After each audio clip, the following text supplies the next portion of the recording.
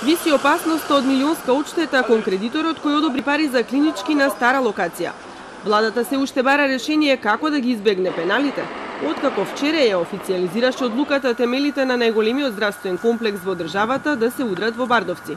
Останува отворено прашањето дали ќе искешира 5,5 милиони евра на сметка на банката на Советот на Европа или парите ќе останат во државната каса.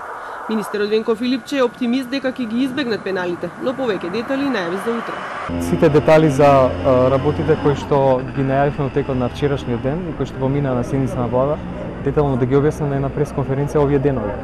Така да ќе бидете известени и мислам дека тоа најсоодветно. Вчера владата ги задолжи Министерството за транспорт и врски, Општина Карпош и Архитектонскиот факултет.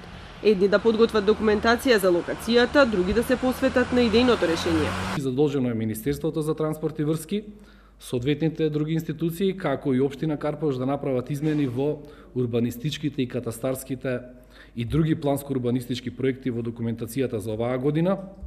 По ова, Министерството за здравство ќе го задолжи Архитектонскиот факултет при Универзитетот Свети Кирил и Методи да формира стручна комисија и да спроведе јавен конкурс за идејно решение. Вкупната површина на клиничкиот центар кој ќе се гради во населбата Бардовци е 84 хектари, односно неколку пати поголема од постоечката локација која има 20 хектари.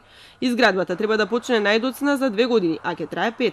Првичните проценки се дека целата инвестиција би чинела околу 420 милиони евра, но допрва ќе се прецизира како точно ќе се финансира проектот.